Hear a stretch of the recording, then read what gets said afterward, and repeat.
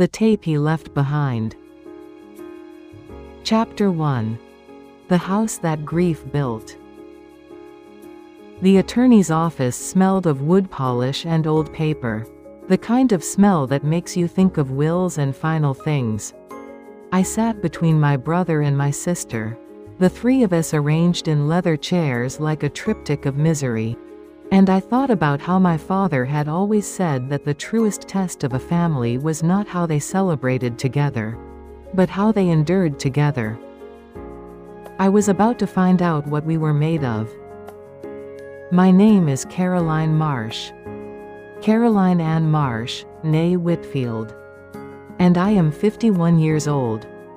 I have 2 children in college, a husband who travels for work more than he does not, and a lower back that has been slowly betraying me since the autumn I turned 48.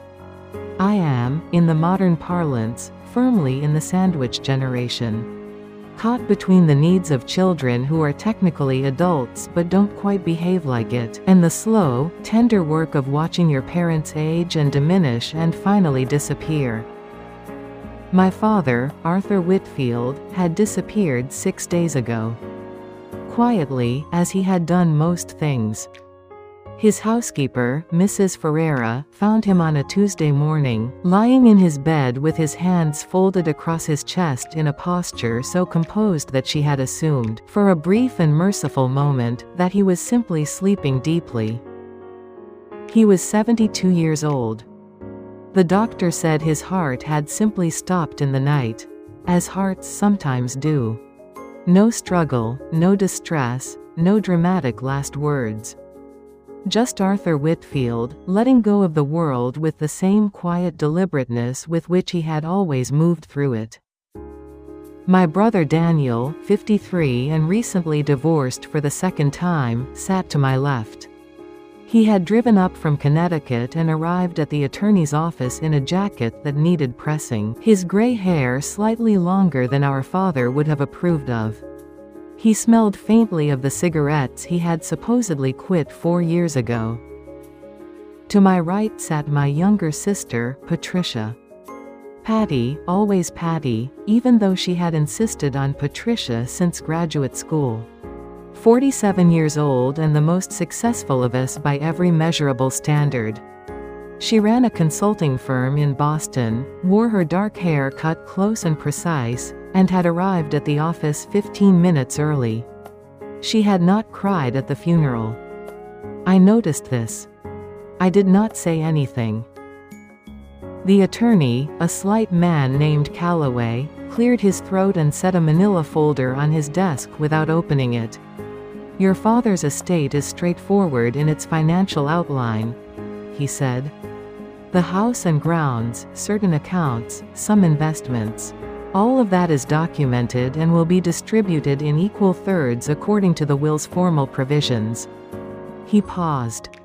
However, Mr. Whitfield left a specific instruction for what he called the real reading of his will. He asked that I give you this. He reached into his desk drawer and produced a cassette tape. Plastic, standard size, the kind that was common in the 1980s and which I had not held in perhaps 20 years. It was labeled in my father's handwriting. Neat, architectural, each letter as deliberate as a blueprint annotation. It read simply, "For my children. Play together." Daniel picked it up first. Turned it over. Set it down. He's joking. He was not, said Calloway. He also asked me to convey that the appropriate player can be found in his study, on the shelf beside the drafting table. He said you would know the one. Patty was already reaching for her phone, already calculating. When does the storm hit? Calloway glanced at the window. Outside, the December sky over Portland, Maine, had the particular gray-white quality of snow that intends to be serious. They're forecasting impact tonight. Power outages possible across the county. Mr. Whitfield's estate is, of course, fairly exposed on the ridge. Of course it is, Daniel said. We drove to the house in 2 cars, following each other along the coast road while the wind came in hard off the Atlantic. I had my father's tape in my coat pocket. I could feel it there, light and strange, like a thing from another era that had wandered into the wrong decade. The house rose into view as we came around the last curve of the private lane. A large, cedar-shingled New England colonial, all deep porches and dark windows, surrounded by bare oaks that rattled and leaned in the rising wind. My father had designed it himself, 38 years ago, for our mother. She had died when Patty was 12. He had lived in it alone ever since, refusing all suggestions that he might want something smaller and easier to heat. Inside, it smelled of him. Cedar and turpentine and the faint ghost of the pipe tobacco he had given up a decade ago. Mrs. Ferreira had left a note on the kitchen counter and a pot of soup on the stove. The heat was running. The lamps were lit. We stood in the entry hall in our coats and listened to the wind and said nothing for a moment. "Where's the study?" Daniel asked, though he knew perfectly well. Some questions are just a way of putting off the thing you came to do. The tape player was exactly where Calloway had said it would be. A small silver Sony, the kind people once used for dictation. Sitting on the shelf beside a row of architectural journals and a framed photograph of the 3 of us as children. I plugged it into the wall. Patty and Daniel pulled chairs to the center of the study. I stood. I pressed play. Chapter 2. His voice in the dark. My father's voice was older than I remembered. Slightly rougher, slightly slower, with a quality of weight that I had never quite noticed during our phone calls. But it was unmistakably him. When I closed my eyes, I could see his hands. Large, careful hands, the hands of a man who had spent his life drawing precise lines. "Hello, my darlings," he said, and Patty looked down at her lap. "I've done this on tape rather than paper because I needed you to hear me rather than read me. There is a difference, and I think you'll understand why by the time this is finished. What I have to tell you is not the kind of thing that sits well in black and white." A pause. The sound of his breathing. Outside, the first hard gust of the storm rattled the study's north-facing window. "I want to say first that I loved you 3 more than I ever knew how to say. Your mother's death left me with a grief I never learned to manage. And I'm afraid I often turned that grief into distance when I should have turned it into presence. That is my first regret, and it belongs to you. I'm sorry for it. My second regret is what I am about to tell you." He paused again.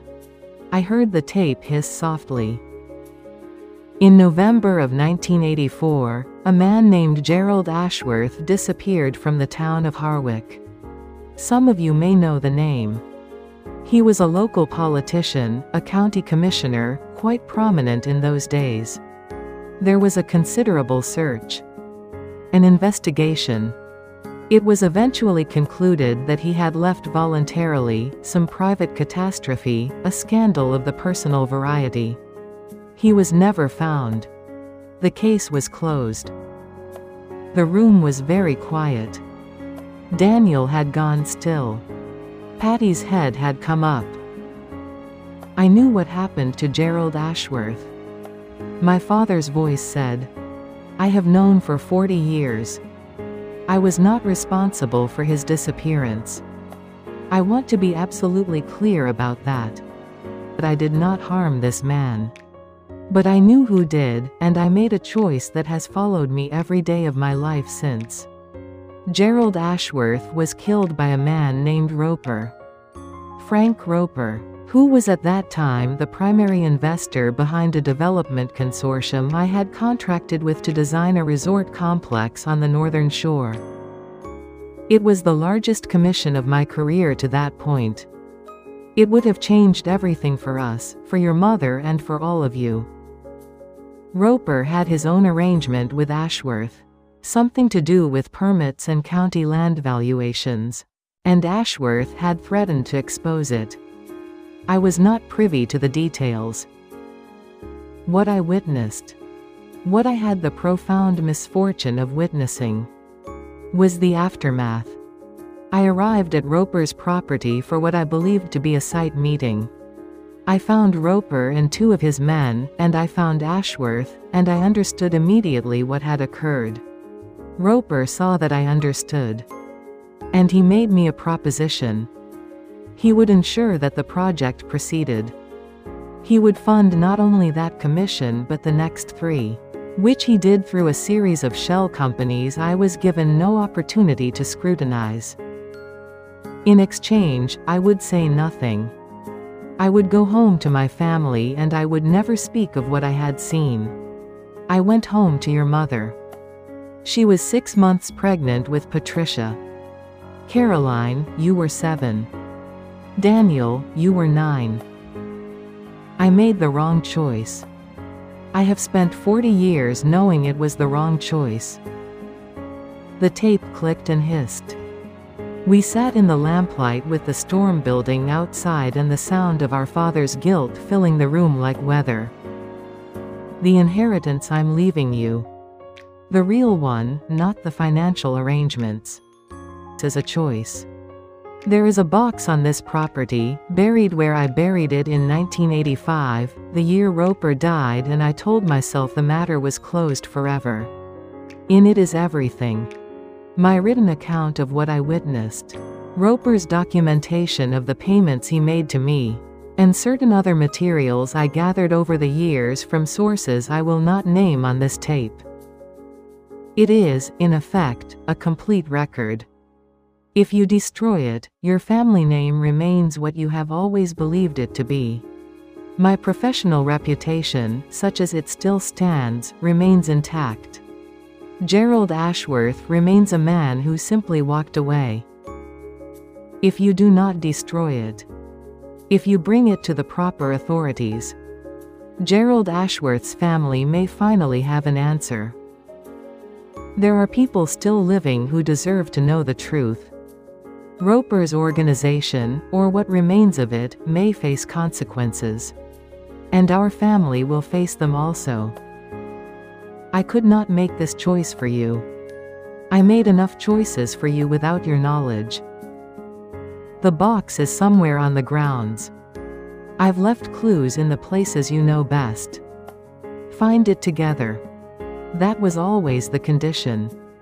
And then decide together what to do with it. I love you. I'm sorry. Goodbye. The tape ran on in silence for a few seconds, and then clicked off. Chapter 3. What the House Knows. The power went out at 7:30. We had been sitting in near silence for more than an hour. Daniel with a glass of whiskey. Patty on the telephone with someone she kept telling to hold on. Me moving through the house, turning on every lamp as though light was the thing we needed most. When the electricity died, the house dropped into a darkness interrupted only by the propane fireplace in the living room, and the candles Mrs. Ferreira had thoughtfully arranged in glass jars along the mantelpiece. "Right," said Daniel, and finished his whiskey. Outside, the storm had become the kind of thing that demands a name. Snow was no longer falling so much as being thrown. Great slanted curtains of it illuminated briefly by lightning that had no business being present in a December blizzard, but arrived anyway. The oaks groaned. The porch creaked. The house settled around us with the sounds of a structure that has weathered many storms and intends to weather this one. He said he left clues in the places we knew best, Patty said. She had put away her phone. Her voice had a new quality. Stripped of the professional precision, something rawer underneath. Where did we actually know on this property? The barn, Daniel said immediately. The garden, I said. His study, Patty said. The drafting room. We split up. This is, I understand in retrospect, precisely what you should not do in situations of this kind. But we were 3 adult children in a darkened house, with a confession tape and 40 years of silence pressing down on us, and the instinct was to move, to act, to do something other than sit and absorb. I took the garden. The side door opened onto a gust that nearly took my candle. I wrapped my coat tighter and held the jar close to my chest and moved along the stone path toward the rear garden.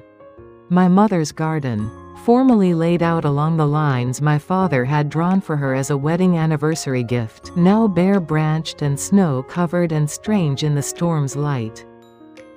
I had a torch on my phone, but the battery was low, and I used the candle instead, which meant I saw things slowly and imperfectly, in a circle of warm yellow light surrounded by absolute dark. I was looking for something my father would have chosen for me specifically. Something that meant Caroline. I walked the stone borders and thought about what he had given me over the years, what private language we had shared, what references only I would catch. Then I saw it. The stone bench at the northeast corner. The one where my mother used to read in summer afternoons. Beneath its left leg, almost entirely covered by snow, a flat piece of slate had been placed at a slightly different angle than the others. I crouched down, brushing snow away, and found carved into its underside in my father's meticulous hand. The drafting room. 3rd drawer. The compass. I went back inside. Daniel had found something in the barn. An old surveyor's transit, which had been my father's first professional instrument, mounted on its original tripod and aimed not outward at a landscape but inward, pointing at the barn's west wall. On the wall, barely visible behind a rack of garden tools, a chalk mark. Northeast corner. 7 paces from the oak. And Patty had found, in the 3rd drawer of the drafting desk. The drawer I used to be forbidden from opening as a child because it contained the sharp compasses and the X-Acto knives. A compass and a piece of drafting paper. On it, in architectural notation, a set of measurements and bearings with a small X at their terminus, accompanied by the word "together." We assembled at the kitchen table with our findings spread between us, candlelight wavering, and for a moment we were 3 children again, conspiring quietly after bedtime, and the grief of him hit me so hard I had to grip the table edge. Northeast corner of the property, Patty said, reading the bearings. 7 paces from the large oak. Which is the old stone wall, Daniel said. The boundary wall. In this storm? I looked at the window. The snow had achieved a horizontal quality. In this storm, Patty confirmed. It was Daniel who heard it first. He held up a hand. Wait. We went silent. It was faint beneath the wind but unmistakable once you heard it. The creak and thump of footsteps on the back porch. Not the house settling. Deliberate. Human. Someone was outside. Chapter 4. The Other Searcher. Daniel moved to the kitchen window and pressed his face close to the glass. For a moment he said nothing. Then, "There's a light." Moving along the back of the property. Patty was already pulling on her coat. "Call the police." "No signal," I said. I had been checking my phone all evening. "Landline." "I already checked. It's out." We stood in the kitchen and looked at each other across the candlelight, 3 middle-aged people reckoning with the fact that the house we had grown up in had just become a place where a stranger moved in the darkness with a light. Searching for something our father had buried 40 years ago. "Roper died," Daniel said. Dad said that on the tape. Roper died. Not his organization. Patty's voice was flat. Not his children. Not whoever he told. Dad made this tape recently, I said. I had been thinking about this. He recorded it knowing he was going to die soon. He must have known. A health thing, a diagnosis he didn't tell us about. Which means he chose this moment on purpose. He thought it was safe enough, finally, to do this. But if someone was watching him, waiting, then they'd know about the tape. Patty finished.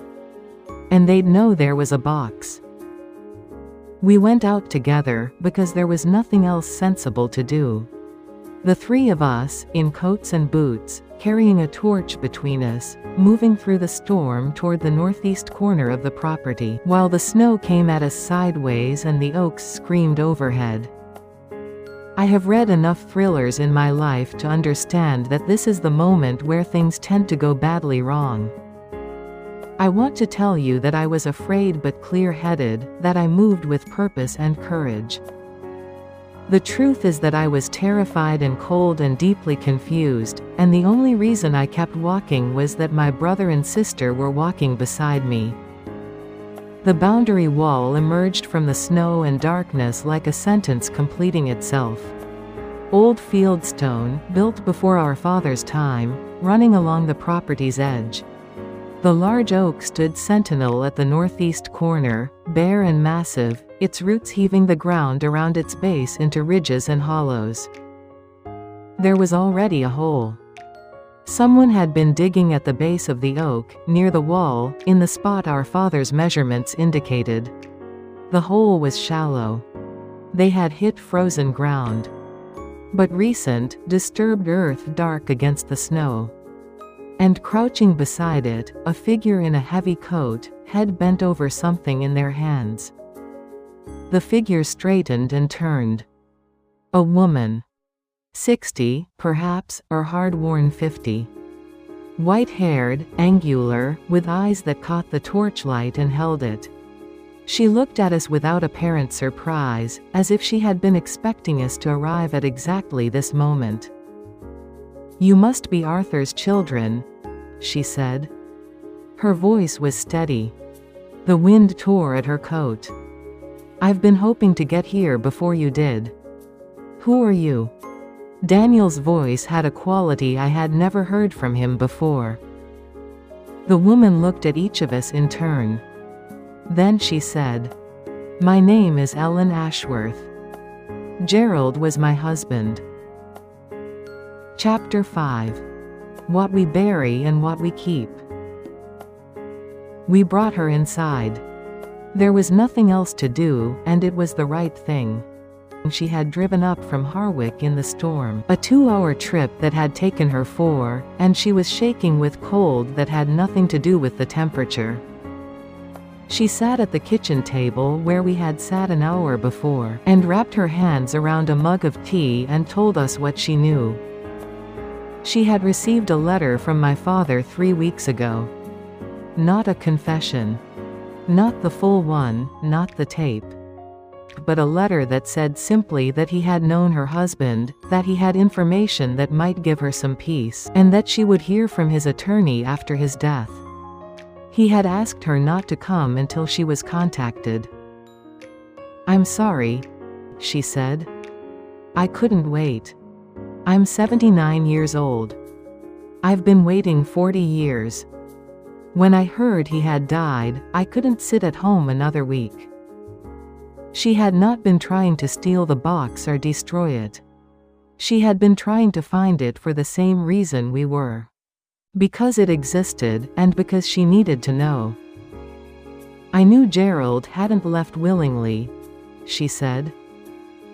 She was a composed woman, but her composure had the quality of something maintained over a very long time through very great effort.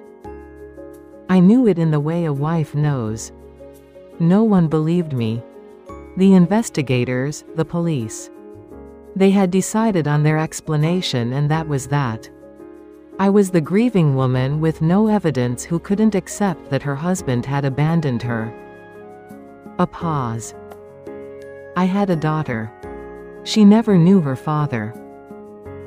Daniel set down his glass.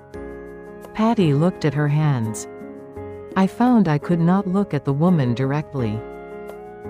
We dug the box out together. All four of us, taking turns with the garden spade, breaking through the frozen earth while the storm slowly wore itself out overhead. The box was a metal document case, sealed with a combination lock whose code my father had, characteristically, encoded in the compass bearings on the drafting paper. When Patty worked it out and opened the lid, we stood in the cold and looked at what 40 years of carried guilt looked like. Folded papers, dated letters, a small reel-to-reel tape of another era, and a sealed envelope addressed in my father's hand to the Harwick County District Attorney's Office. He had written the letter himself. Years ago, by the look of the paper. He had been ready to do this for a long time, and had not done it, and had finally made the only choice left to him, which was to give the choice to us. We stood at the kitchen table at 11:30 at night, with the storm finally quieting outside and the candles burning low. And we looked at each other across the box and its contents. He prepared the letter himself, I said. For the DA. He was going to send it, Patty said. At some point. Or he meant to. He was a coward, Daniel said. Then, more quietly. We all are, about the things that cost us the most. Ellen Ashworth had been sitting at the end of the table, slightly apart from us, in the way of someone who understands that a family needs its own room even in a shared space. She did not press us. She had waited 40 years. She could wait an hour. I thought about my father's voice on that tape. The roughness of it, the weight. I thought about the house he had built for our mother and lived in alone for 30 years. I thought about the drafting tables and the sharp compasses and the careful, architectural handwriting that had left us a trail through his own property like a man leaving a map of his conscience. He had been, all his life, a man who drew plans for beautiful things. He had understood, in the way that architects understand, that a structure is only as sound as its foundation. He had built his professional life on a foundation of silence, and the structure had held. Had held beautifully. Had held long enough to raise 3 children and sustain a reputation and generate the comfort we had all inherited in thirds. But he had always known, because he was an architect and architects know these things, what happens to beautiful structures built on inadequate foundations. They stand. For a while. And then they don't. The letter goes to the DA, I said. Daniel nodded slowly. Patty looked at the envelope for a long moment. Then she nodded too. Ellen Ashworth closed her eyes. The power came back on at midnight. Fluorescent and sudden, all the lamps blazing back to life at once, the refrigerator resuming its hum, the house reasserting its modern self over the candlelit drama of the previous hours. We all blinked in the brightness like people emerging from somewhere underground. I made more tea. Daniel found the box of crackers and the good cheese in the back of the refrigerator. Patty called her daughter from the landline, which had also come back, and spoke softly in the hallway for several minutes, and when she came back her eyes were wet in a way they had not been at the funeral. We stayed up until 2 in the morning, the 4 of us, at the kitchen table. Ellen Ashworth told us about Gerald. About who he had been, his enthusiasms, his irritating habits, his deep and ridiculous love of saltwater fishing. She told us about her daughter, who was now 44 and lived in Portland, and had 2 boys of her own, who would never know their grandfather but might, now, at least know his story. We told her about our father. About the man we had known. The silences and the distances, and also the moments that had sustained us. The careful attention he paid when you had his focus. The way he could make you feel, in those moments, like the most considered person in the world. The way he had kept our mother's garden for 30 years without ever hiring anyone to tend it except himself. He was not a bad man, Ellen said, somewhere past midnight. She was not forgiving him.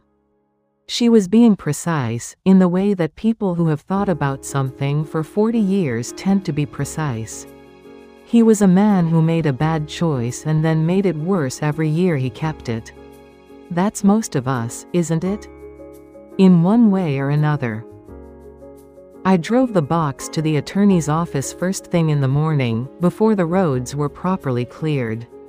Calloway looked at the envelope and then at me and did not ask any questions, which I appreciated. He said he would ensure the correct people received it. What came after that is a matter of record now. Gerald Ashworth's case was reopened. The organization Roper had built was long dissolved, its principals mostly dead, but there were 2 men still living who had been present that night in 1984, and the documentation in my father's box was sufficient to compel certain uncomfortable conversations. A formal conclusion was reached. Ellen Ashworth and her daughter received it. My father's reputation did not survive entirely intact. There were articles, the kind that appear in regional papers and are then picked up by outlets that specialize in retrospective scandal. The architectural community, which my father had always regarded with a formality bordering on reverence, was largely silent, which is its own verdict. There were people who contacted us to say that they had suspected something, over the years. And people who contacted us to say that they were devastated. And a few who contacted us to say that they thought my father had ultimately done the right thing, however late. I did not know how to feel about most of this. I still don't. What I know is this. On the last weekend of February, 3 months after the reading of the tape, Daniel and Patty and I drove back to the house together. We hadn't planned anything. Daniel called, and then Patty, and somehow we all ended up on the coast road at the same time, following each other up the lane between the bare oaks. We walked the property together in the February cold, the 3 of us. We talked about what to do with the house. Sell it, keep it, rent it during summers. We walked through my mother's garden and noted what needed attention come spring. We stood at the northeast corner by the old stone wall and the large oak, and looked at the ground where the hole had been, now healed over by frost and time. He wanted us to do it together, I said. Find it together. Decide together. He knew we wouldn't, on our own, Patty said. Any of us. He knew us pretty well, Daniel said.